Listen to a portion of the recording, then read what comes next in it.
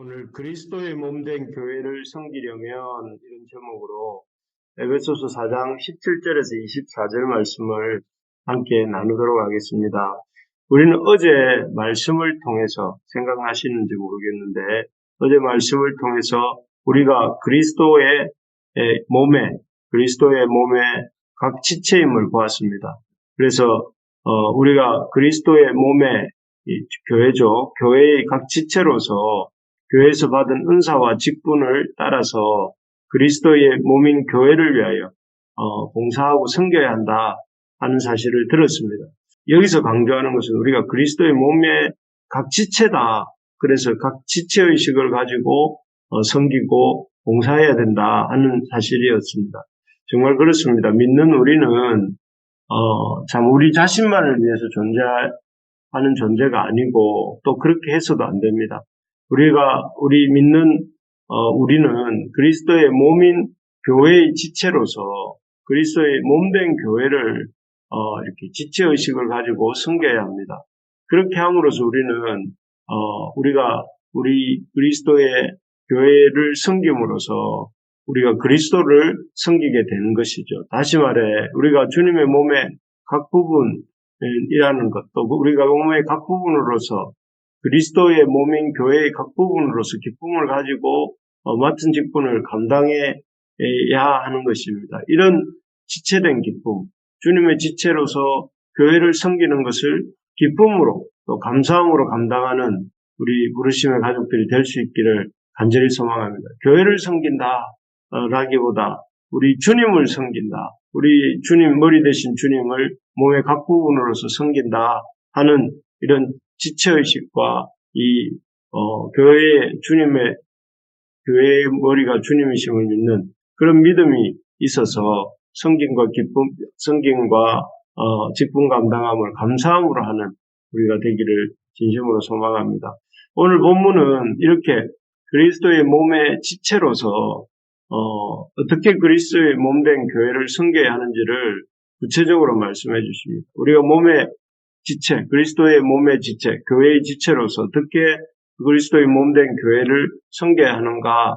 오늘 본문을 통해 우리가 그리스도의 몸의 각 부분 또 지체로서 그리스도의 몸된 교회를 섬겨 나가는 법을 배우기를 원합니다.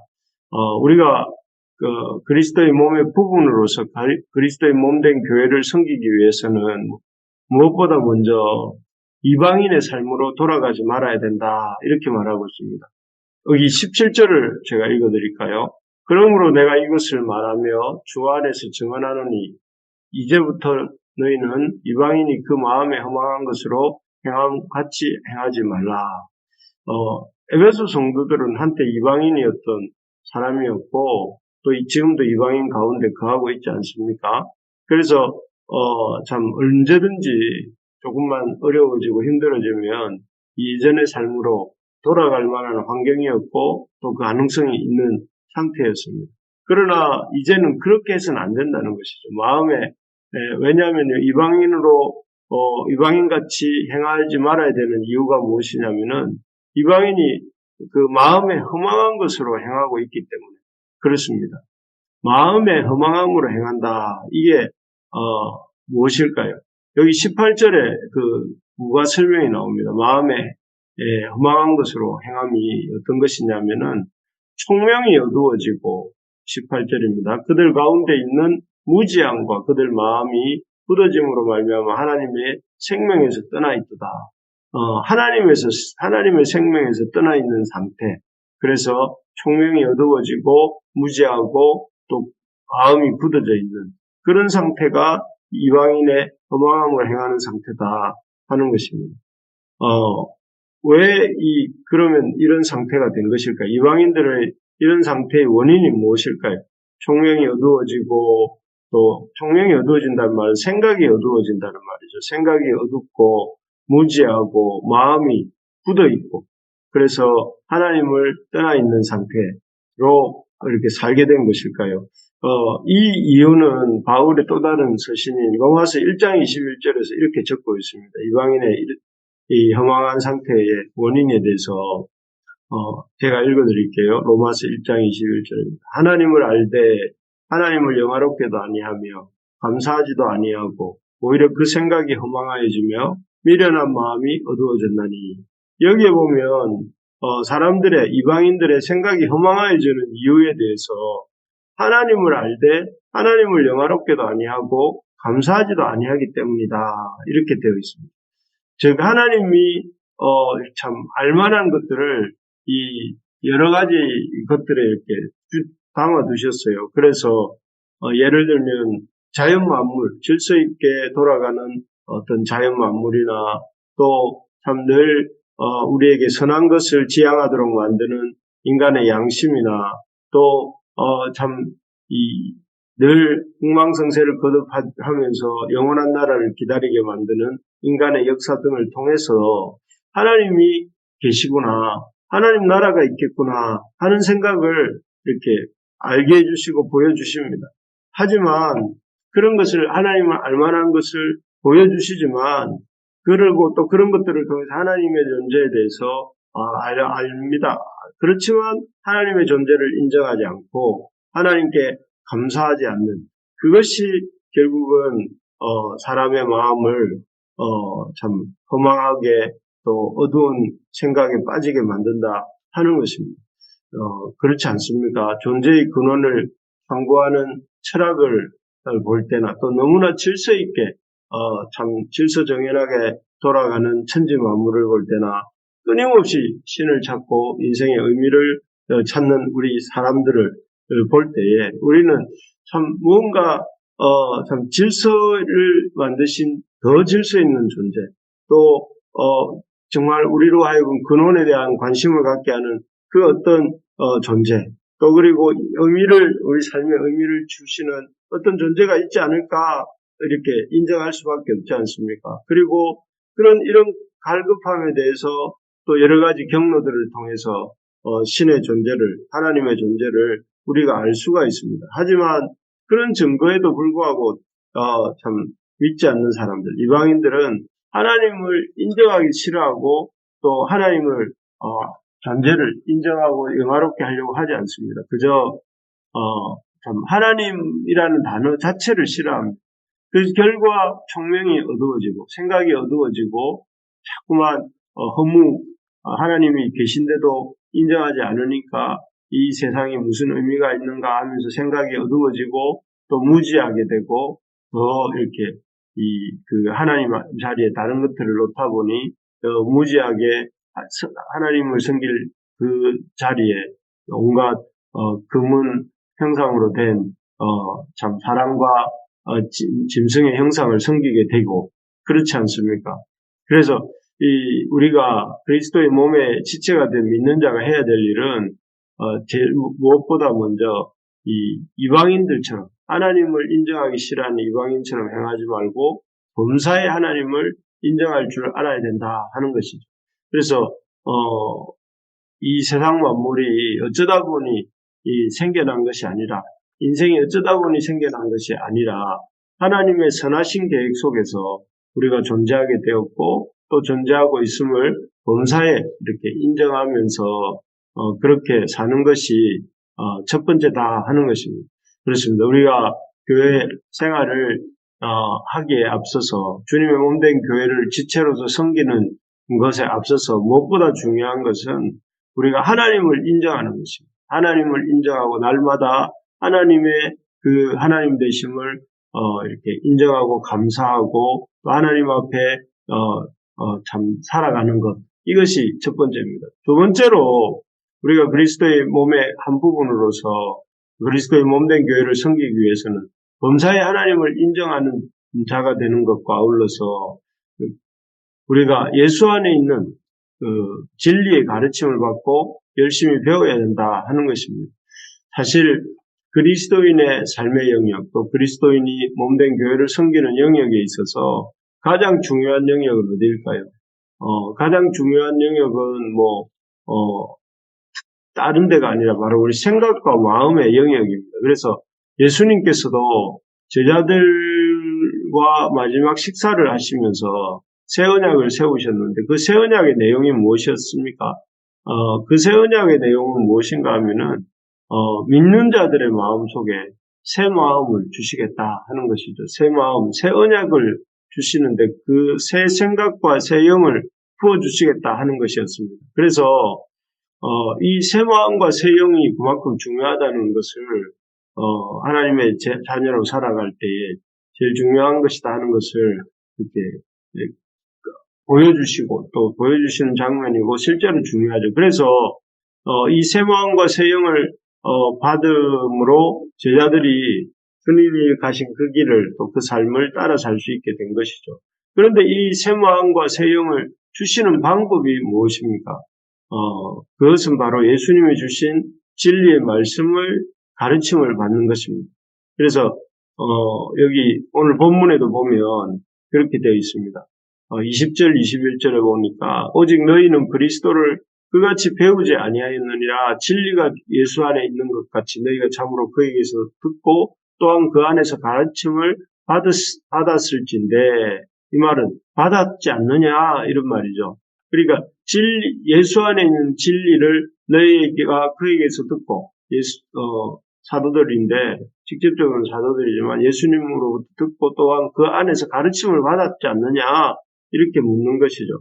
그러니까 참 다르게 말하면 그리스도 안에 있는 진리를 너희가 듣고 그 안에서 가르침을 받아야 된다 하는 것입니다. 그래서 우리가 정말 하나님의 백성으로서 또 교회의 몸된 지체로서 머리 대신 주님을 섬기는 삶을 살아가기 위해서 무엇보다 필요한 것이 진리의 말씀의 가르침을 받고 사는 것입니다. 그래서 주님의 말씀을 듣고 또 그 말씀을 묵상하고 그 말씀이 주시는 깨달음을 따라 살 때, 즉 그 새 마음과 새 영이 생기게 되는 것이죠. 그러므로 예수님을 믿는다는 우리가 그 어떤 일보다 힘써야 될 일이 무엇일까요? 이방인의 삶으로 돌아가지 않아야 되겠는데, 범사의 하나님을 인정해야 되겠는데, 그러려면 무엇보다 필요한 것이 말씀을 읽고 묵상하고 또 그 말씀을 붙들고 그 인도하심을 따라 사는 것, 이것이 우리 신앙의 중요한 부분이다 하는 것입니다. 그렇게 살 때에 우리에게서 놀라운 성령의 역사가 나타나게 되는 것이죠. 진심으로 바라고 또 바라는 것은 우리 부르심의 교회 모든 식구들이 하나님의 말씀을 잘 듣고 또 그 말씀을 묵상하고 말씀에 순종하여 살고자 몸부림치는 그런 역사가 있기를 소망합니다. 그래서 여러분 모두가 말씀의 사람이 되고 우리 교회가 말씀의 교회가 되고 또 우리 속에 하나님의 말씀의 역사가 충만한 그런 역사가 일어나게 되기를 간절히 바라고 소망합니다. 그래서 참 말씀이 풍성한 교회가 되었으면 좋겠습니다. 그리고 우리 모든 성도들 한 사람 한 사람이 말씀에 붙들려서 말씀대로 살고 말씀을 가르치는 그런 우리 성도들이 되기를 소망합니다. 그리고 우리 온 교회에 말씀을 가르치는 역사들이 일어나는 역사들이 있기를 소망합니다. 마지막으로 우리가 그리스도의 몸의 한 부분으로서 그리스도의 몸된 교회를 섬기기 위해서 영적 성장을 위해서 힘을 다해야 됩니다. 그리스도를 하나님의 본사에 인정하고 또 하나님의 말씀을 가르침을 받고 또 그 다음에 해야 될 것이 자신의 인격 성장을 위해서 또 영적 성장을 위해서 온 힘을 다해야 된다 하는 것인데요. 22절에서 24절을 제가 한번 읽어보겠습니다.